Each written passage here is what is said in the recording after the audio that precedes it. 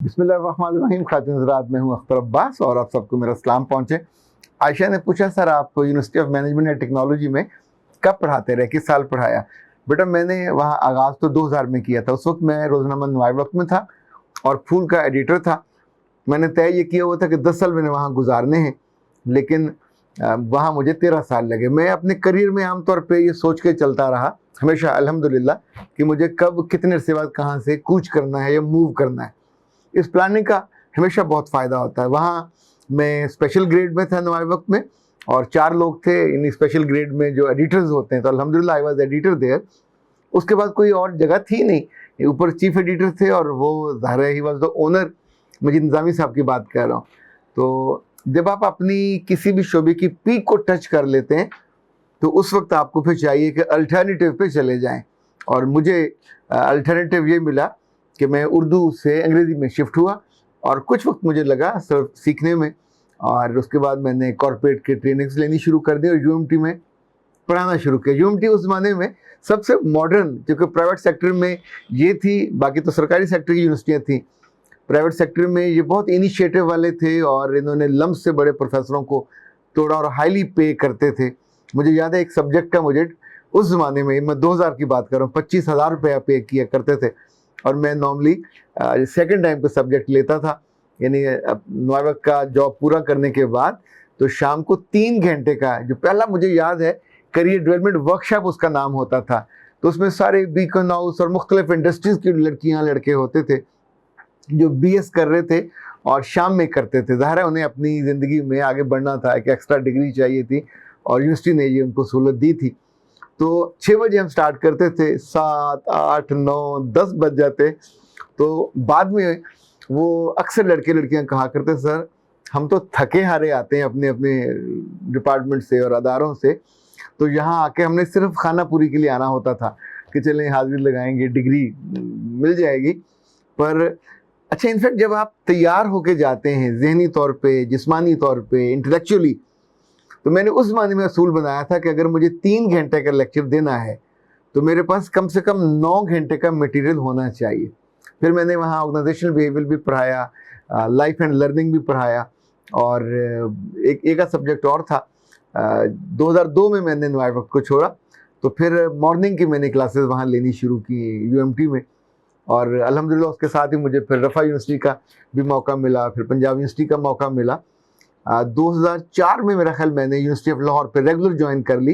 I was the first career counsellor और उसके बाद फिर मैं एचआरडी ह्यूमन रिसोर्स डेवलपमेंट का वहाँ हेड बना। अल्हम्दुलिल्लाह 3 साल आई स्पेंड देयर और आई कंट्रीब्यूटेड वहाँ उस अदारे में। जब आप कंट्रीब्यूट करते हैं तो उस शहर में जितने बच्चे थे, जब आप उनसे मोहब्बत करते हैं और उनकी गलतियों को, कमियों को, कोताहियों को खूबसूरती के साथ धीरे धीरे ठीक करते हैं, तो सारी उम्र लोग आपको याद रखते हैं। आपको खुशी भी होती है कि आपने ज़िंदगी में कंट्रीब्यूट किया। मेरा जो अंग्रेज़ी का चाका था, चाका समझते हैं, यानी आप बोलने में थोड़ी झिझक होती है। मुझे याद है मैं जब ये प्लान कर रहा था कि मुझे आप इसको स्विच करना है, उर्दू से अंग्रेज़ी में जाना है, तो हमारे एक दोस्त थे अर्शद जावेद साहब, उनके पास मैं गया कि मुझे हिप्नोटाइज़ करें और मुझे सजेस्ट करें कि मैं अंग्रेज़ी किताबें पढ़ा करूं। अच्छा, वो मुझे उन्होंने ललटा के बताना शुरू किया, अख्तर अब्बास साहब आप बड़े अच्छे आदमी हैं और आपने अब इल्म हासिल करना है और अंग्रेज़ी किताबें पढ़ा कर। मैंने उन्हें कहा था कि मेरे घर बरसों से डॉन आता है, पर स्वाय उसकी तस्वीरें देखने की मैंने कभी उसको कोई पढ़ा ही नहीं है, मन ही नहीं करता। उस माने में नुआए वक्त की तरफ से 5 अखबार मिलते थे, तो उर्दू अखबार पढ़ना आसान होता है, फिर आपकी वही आदत बन जाती है। पर जब आप सोचते हो कि आपको करियर स्विच करना, तो फिर आपको उसके लिहाज से अपने आप को प्रिपेयर करना होता है। मुझे जो पहला प्राइवेट सेक्टर में एक मिला था ट्रेनिंग, उस ज़माने में जो है university of engineering and technology, यहाँ जितने फॉरेनर्स पढ़ते थे स्टूडेंट्स 150-200 थे, उनकी ट्रेनिंग बैंक अल इस्लामी ने की। और आई डोंट नो मुझे क्यों उन्होंने मुंतखब कर लिया उनकी ओरिएंटेशन के लिए। और जब मैं वहाँ पहुँचा तो इट वाज माय फर्स्ट, जैसे इंटरनेशनल आपका एक होता है ना एक्सपोजर, और उसमें अफ्रीकी भी थे, हर मुल्क के लोग थे, पाकिस्तानी कोई नहीं था, उर्दू स्पीकिंग कोई नहीं था। पर सच्ची बात यह है कि जब आपकी डंडी पट्टी से आप तगड़े और तैयार हों तो फिर बहुत मज़ा आता है। 1-1.5 घंटे का सेशन था, जब ख़त्म हुआ तो 3 घंटे गुजर चुके थे।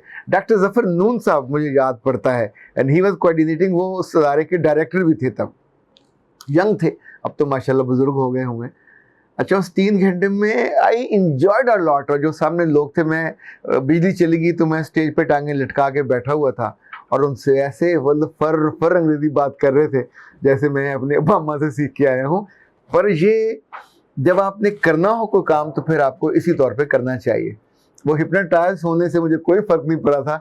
मैं उस बीच में हंसता रहा कि मुझे कह रहे हैं कि अख्तर अब्बास तुम किताबें पढ़ा करो, अख्तर अब्बास तुम वो पढ़ा करो, अखबार पढ़ा करो, और ये बड़े अच्छे होते हैं और इनको पढ़ने से इल्म आता है।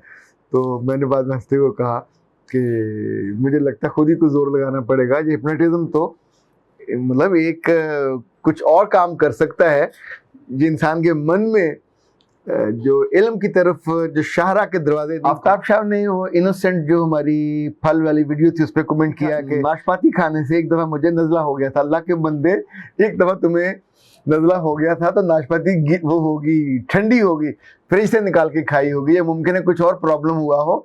यानी क्या अक्लमंदी की बात की है कि एक दफ़ा खाने से ये कहाँ से साबित होगा कि हर दफ़ा जो नाशपाती खाएगा उसको नज़ला हो जाएगा। जो भी फ्रिज से ठंडा ठार यख दूध पिएगा गला बैठेगा, यख ठंडा आप पानी पियोगे, बर्फ़ चिबाओगे या बर्फ़ के गोले खाओगे, फिर कहोगे एक दफ़ा मैंने दोपहर में गोला खाया था तो उस धूप की वजह से मेरा गला ख़राब हो गया।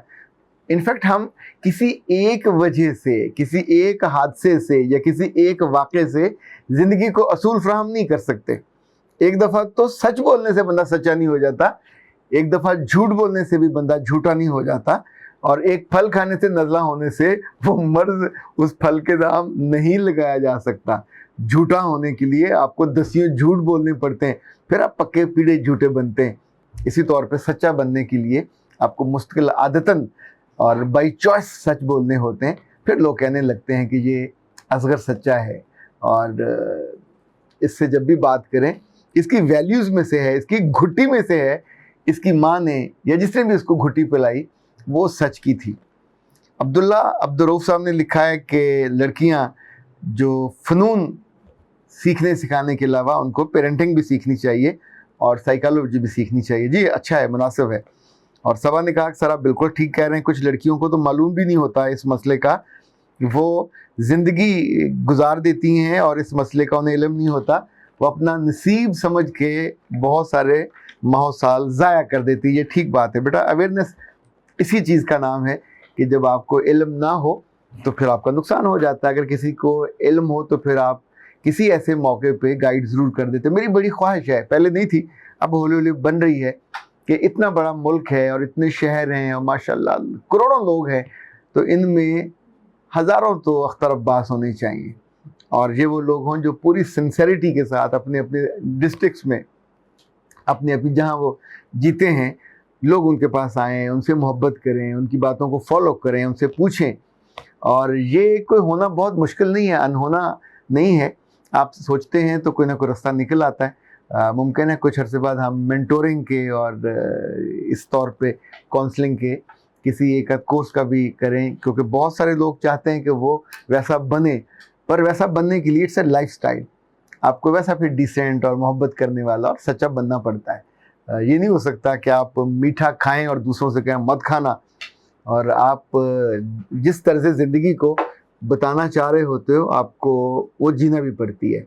और जब आप वो ज़िंदगी जीते हैं तो फिर आपकी आंखों में रोशनी भी आती है, आपके होंठों पे खुशी भी आती है, और ये मुस्कुराहट आपके यहाँ से लेकर यहाँ तक चली जाती है, और आपका चेहरा ग्लो भी करता है, क्योंकि आपकी रूह मुतमईन होती है और वो जानती होती है कि जो जिस बात का वो दावा कर रहा है बंदा, रूह पीछे खड़ी है और इत्मीनान के साथ अलाइंड है कि ये काम ज़िंदगी का, लोगों की ज़िंदगी में कंट्रीब्यूट करने का, उनकी ज़िंदगी को बेहतर करने का, खूबसूरत करने का। अंदर से तो हम थोड़े थोड़े लालची होते हैं, और लालच लोगों को पैसे का होता है। मुझे ये होता है कि मेरे लिए ढेर सारी दुआएं चाहिए मुझे, अपनी ज़िंदगी में भी और अपनी ज़िंदगी के बाद भी। ये कोई छोटा लालच नहीं है, पर मैं ज़रा इस मामले में थोड़ा बहादुर हूँ, आपसे खुल के कह देता हूँ। और जब मुझे ख़वातीन और मर्द, लड़कों की तरफ से आमतौर पे शायद कम होती है दूसरे को दुआ देने का दाइया, लड़कियां और ख़वातीन और मर्द जैसे जैसे लोग मैच्योर होते हैं پھر دل بڑا ہوتا جاتا ہے، ہم شاید چیزوں کو کمپیئر بھی کرنے لگ جاتے ہیں، اور پھر دعا دیتے ہوئے منہ بھر کے دعا دیتے ہیں، چونکہ آپ کو یہ احساس ہوتا ہے کہ میرے من سے، میرے تن سے، میرے اندر سے کچھ نہیں جا رہا، دعا رب سے کی اسی نے دینی ہے، تو بسم اللہ جتنے لوگوں کو چاہے دے دے. تو اگر ڈھیر سارا اختر عباس کو دے دے تو کسی کا تو کوئی نقصان نہیں ہے. سلامت رہیے. اختر عباس کو دیجیے اجازت. السلام علیکم.